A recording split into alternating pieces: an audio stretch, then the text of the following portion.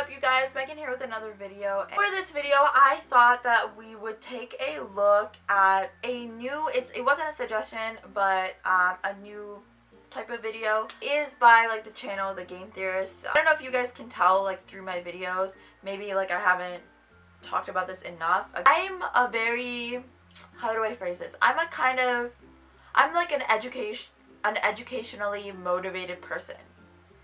I don't know if that makes sense, but I think I've always grown up and I've been like kind of reinforced with the idea that education is important, and no doubt about that, I really truly believe that. But I honestly think that like education, learning, literally it supports and promotes your personal growth in a way that nothing else will. Even if it's not like school, like anything that's kind of giving more information about a subject that I didn't know about previously. I love like watching it, I love reading it, I love discussing it, just because it's interesting, you know, it's something that you didn't know before. Anyway, that was a little side note. For this video, I thought we would look at one of Game Theory's videos. It is called The Viner Invasion of Jake Paul and Logan Paul. So I know that the Paul brothers have been literally tearing up, like YouTube is exploding around them right now. They are honestly like dominating YouTube right now, and I can definitely go into a lot more comments at the end. I just don't want to like talk about this like a lot, but without further ado, let's get right into the reaction. Let's see what the biggest video on YouTube's been this month. Yeah, see, already 5 million subscribers on YouTube in 6 months ain't never been done before. You sure about that one, Jake? Because PewDiePie. I was gonna comment on this anyway, but I'm glad that he brought it up. And March 2014. All right. Maybe I'm just misinterpreting the sick fire you're spitting. You must be talking about getting 5 million subscribers in the first 6 months of being a channel on the platform. Well, no, that can't be it either, considering you've been doing vlogs on your channel on and off for 3 years now. Long story short, looks like your math is I actually haven't watched his first video up on his channel.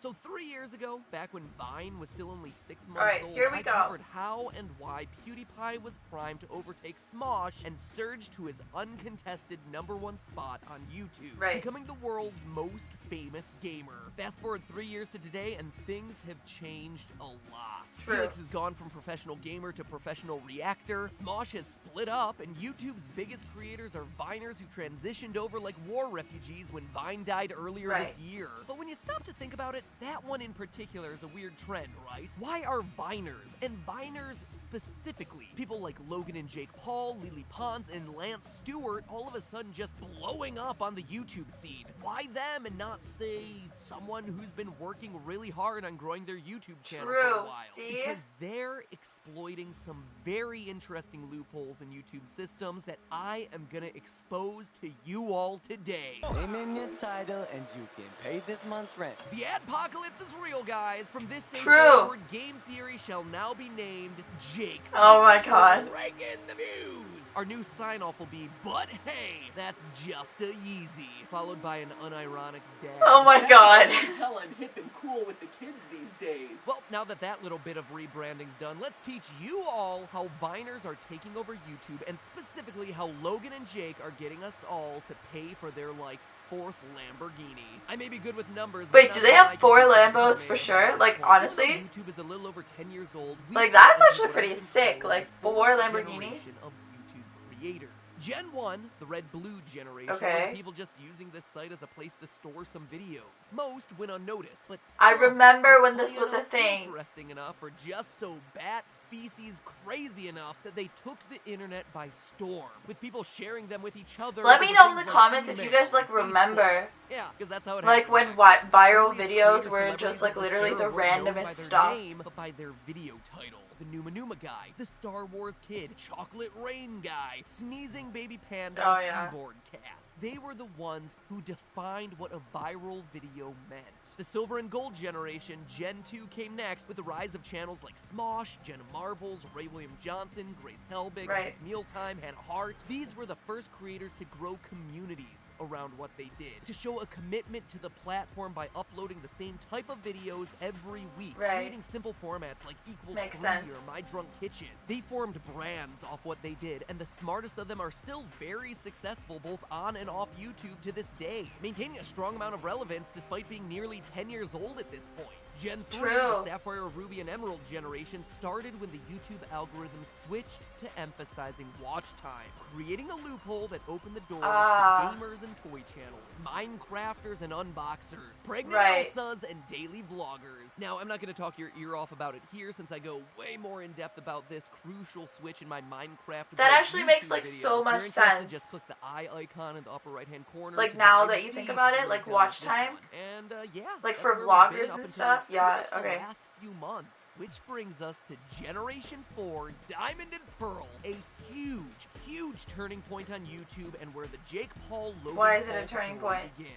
What's the defining characteristic of Gen 4 creators? Well, creators who are blowing up right now, like Liza Koshy, Collins Key, Lance Stewart, Lily Pons, and of course, the Pauls are the first generation of creators who grew up watching YouTube, where becoming a YouTuber was an actual thing that you could aspire to. Okay. All right, class, what do you all want to do when you grow up? I want to fake pranks in order to make people rant about social injustices on Facebook. I want to react to people reacting to my reactions. I want to scream at that's so interesting. I never thought about that. I'm studying for 10 years only to become an underpaid doctor or engineer. Anyone with a camera phone, hey, engineers and doctors, go be them, okay? There's nothing wrong with that. To be a stable place to earn money. And Gen 4 creators are starting with a huge advantage. Everyone that came before was trying to figure out the system. It was the Wild West. None of this had happened before. But I would say like a part of Generation 4. But like I do remember when YouTube wasn't a thing. Like get made online. They grew up smashing like buttons and hearing all the ways that the YouTube algorithm was. I guess technically I was still like young, like I still like grew up with it. But I like remember when it didn't exist too. So. But why Viners specifically? It's actually a fascinating exploit of the system. As I covered in the Fidget Spinner episode, YouTube judges whether or not to show a video to a subscriber based on how fresh and active of a subscriber they are. Most YouTube channels have been gaining subscribers over the course of years.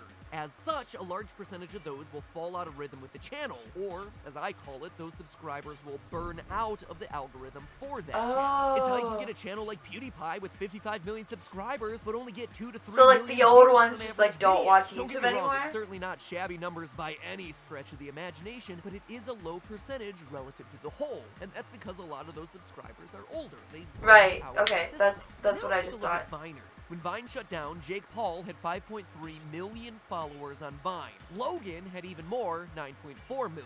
When they made a transition to YouTube, a large percentage of those people just carried through and subscribed to their channel. Gotcha. So in a matter of a few weeks, they had hundreds of thousands of fresh subs actively. That makes so much sense. I actually had a couple of these thoughts in my head previous to like watching this. By the way, that video is a complete lie. He would have been frozen to death in the cargo hold of the plane. How do I know that, you might be asking? Well, it was debunked by an airline when another YouTuber, Adam Sala, faked the exact same idea a month before Logan's video came out. Rather than a constant gain and loss of subscribers over the course of months or even years, resulting in slow upward momentum like most other YouTube channels, by bringing in audience over with them from Vine, these guys and other Viners were able to pop into the scene with a big jump right out of the gate, which gave them stronger starting momentum from the get-go. Well, I mean, it makes sense, because like if you build a community on a different platform. They're exploiting a tactic I call watch loops. The Pauls, on the other hand, whether intentionally or not, are using the same strategy, but it's a bit more advanced. Jake has his crew, Team 10. Like Vanoss, Jake's channel serves as the hub for his circle, but he also has his brother Logan. Instead of being on the same team, though, the two are rivals. I mean, obviously they aren't really, but that's how they're playing it up to their fans. The Logan That's interesting. and the Jake Paulers. good name? So instead of just recycling the same fans across both channels, It's each two is gaining their different own groups. independently. Then, when one releases a music video and the other makes a diss track of that music video, They you both prompt rivalry between the two factions, with fans pouring in from both sides to determine whose crew is better. That leads to huge watch numbers and each channel gaining a lot of new audience from the other's fan base. Dang, What it also okay, does I is understand supercharge now. watch time.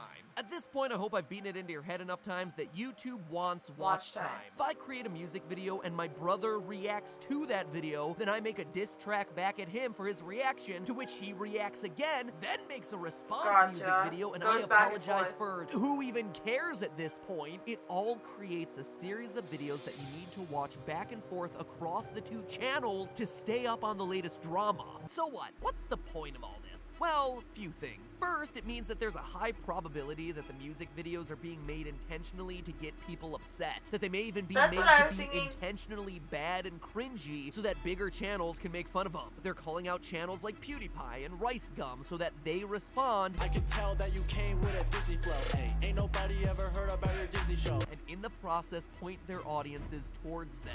But maybe most importantly of all, it means that the Viner takeover is gonna continue. Another thing that I kind of want to quickly touch upon is the fact that Jake does have his own Disney show. My generation, what we watched was, the whole Sweet Life, Hannah Montana, Wizards of Waverly Place, on Nick, like iCarly, Drake and Josh, all those kind of shows. I did a little bit of research because I was unaware of what his show was on. Rundown.